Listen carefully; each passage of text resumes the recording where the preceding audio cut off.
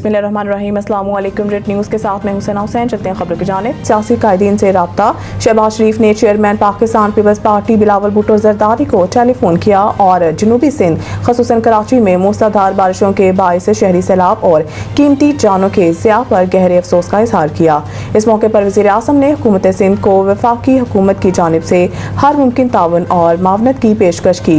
उन्होंने chairman NDMA को हदायत दी कि वो सिंध हुकूमत के साथ मुकम्मल राब्ते में रहें और सूबाई डिजास्टर मैनेजमेंट अथॉरिटी को हर तरह की मावनत फ्राहम करने के साथ आवाम को मुमकिन खतरात से पेश किया जाए। वज़ीर आज़म ने अमीर जमात इस्लामी हाफिज नईमुर रहमान से भी राब्ता किया और खैबर पख्तूनख्वा में हालिया बारिशों से होने वाले नुकसानात और जारी इमदादी सरगर्मियों पर तबादला ख्याल किया गया।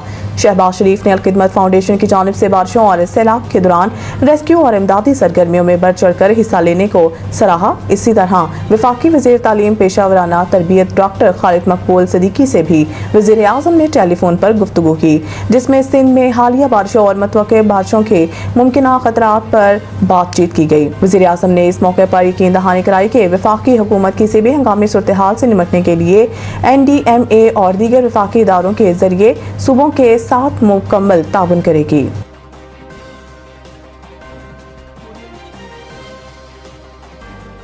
कराची एक दिन की बारिश ने बिजली का निज़ाम उलट दिया। शहर के बेशतर इलाके ताहाल बिजली से महरूम। कराची के इलाके सदर में रतन तलाव, उर्दू बाजार और कुर्बा जवार के इलाके में मंगल से बिजली मुअत्तल है। Malik Alamgir society, Kashmir colony, sector B, jail road, Jamshed road, Al Muslim housing society, scheme 38, Gulistan Johar, block 8, Johar block 2, block 3A, north Nazimabad block GF, Umar colony, Darvesh colony, PECHS block 7, merchant navy society, scheme 33, sector 15A, Liaquatabad C1 area समेत मुतअद्दिद इलाके शामिल हैं। गुलिस्तान जौहर ब्लॉक 8 में भी 2 दिन से बिजली मुअत्तल है, जिससे इलाका मकीन पानी की किल्लत से शदीद परेशान है। इलाका मकीनों का कहना है कि सुबह 5 बजे चंद लम्हे के लिए बहाल बिजली फिर बंद हो गई। मुतअद्दिद बार शिकायत के बावजूद फॉल्ट्स दुरुस्त नहीं किए जा रहे। दूसरी जानिब के इलेक्ट्रिक के चीफ एग्जीक्यूटिव मोनस अलवी ने दावा किया है कि बुध की शाम 6 बजे तक शहर के 94% से ज्यादा इलाकों को बिजली की फराहमी बहाल कर दी गई थी। मोनस अलवी के मुताबिक शहर के तकरीबन 150 फीडर्स पर बिजली बहाल का काम जारी है। बारिश की वजह से के इलेक्ट्रिक फील्ड स्टाफ को आमदोरफ्त में शदीद मुश्किलात का सामना था।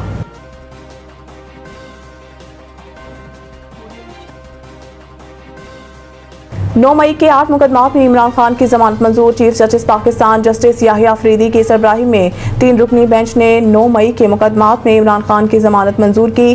कबल अज़ीम चीफ जस्टिस पाकिस्तान याहिया अफरीदी की सरबराही में केस सुनने वाले बेंच में तब्दीली की गई और 3 रुकनी बेंच में जस्टिस मियां गुल हसन औरंगजेब की जगह जस्टिस हसन अजहर रिजवी को शामिल किया गया। दौरान इस्तेमाल स्पेशल प्रोसिक्यूटर जुल्फकार नकवी ने अदालत को बताया कि कल तबीयत नासाज के बायस पेश नहीं हो सका, जिस पर चीफ जस्टिस ने कहा कोई बात नहीं। चीफ जस्टिस पाकिस्तान ने कहा आप दोनों से अदालत के 2 सवालात हैं। लाहौर हाई कोर्ट का फैसला पढ़ा होगा। पहला सवाल, क्या जमानत केस में हतमी फाइंडिंग दी जा सकती है? दूसरा सवाल, माजी में साजिश के इल्जाम पर सुप्रीम कोर्ट ने मुल्ज़मान को जमानत दी, क्या तसलसल का असूल इस केस पर अप्लाई होगा? पहला सवाल, क्या जमानत केस में हतमी फाइंडिंग दी जा सकती है? दूसरा सवाल, माजी में साजिश के इल्जाम पर सुप्रीम कोर्ट ने मुल्ज़मान को जमानत दी, क्या तसलसल का असूल इस केस पर अप्लाई होगा? स्पेशल प्रोसिक्यूटर जुल्फकार नकवी ने कहा कि जमानत केस में अदालत की ऑब्जर्वेशन हमेशा बुरी नौयत की होती है। अदालत ऑब्जर्वेशन का ट्रायल पर कोई फर्क नहीं होता। सुप्रीम कोर्ट ने जमानत से मुतालिक गाइडलाइंस दी हुई हैं जो कभी फॉलो होती हैं कभी नहीं होती। सुप्रीम कोर्ट ने इस्तगासा के दलाइल सुनने के बाद 9 मई के 8 मुकदमात में बानी चेयरमैन PTI के इमरान खान की जमानत मंजूर कर ली।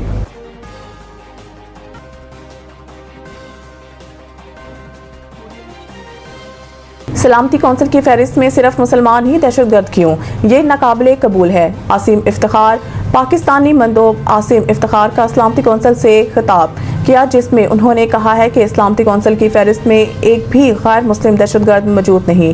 پاکستانی مندوب نے واضح کیا ہے کہ یہ سمجھ سے بالاتر اور قطعی ناقابل قبول ہے کہ سلامتی کونسل کی فہرست میں ایک بھی غیر مسلم دہشت گرد موجود نہیں۔ یہ صورتحال بدلنی چاہیے۔ ان کا کہنا تھا کہ کالعدم TTP، بلوچ لبریشن آرمی اور مجید بریگیڈ کا تعاون امن کے لیے خطرہ ہے۔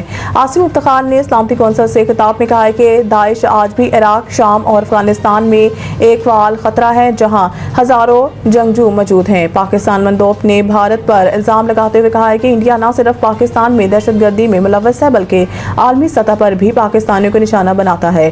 ان کا مزید کہنا تھا کہ دہشت گردی کے خاتمے کے لیے ایک جامع حکمت عملی اپنائی جائے۔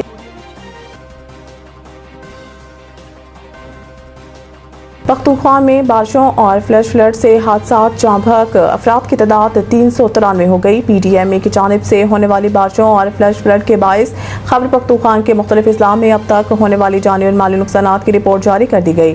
ترجمان PDMA کے مطابق جاں بحق افراد میں 300 مرد، 53 خواتین اور 40 بچے شامل ہیں، جبکہ زخمیوں میں 145 مرد، 27 خواتین اور 18 بچے شامل ہیں۔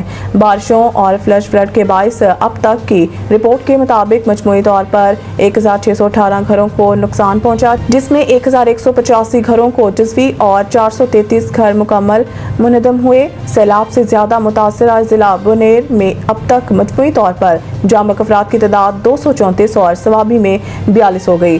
حادثات صوبہ کے مختلف اضلاع سوات، بونیر، باجوڑ، مانسہرہ، شانگلہ، دیر، لوئر اور بٹگرام سوابی میں پیش آئے۔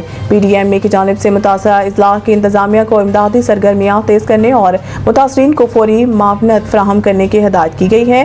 PDMA کا ایمرجنسی آپریشن سینٹر مکمل طور پر فعال ہے۔ عوام کسی بھی ناخوشگوار واقعے کی اطلاع، موسمی صورتحال سے آگاہی اور معلومات کے لیے فری ہیلپ لائن 1700 پر رابطہ کریں۔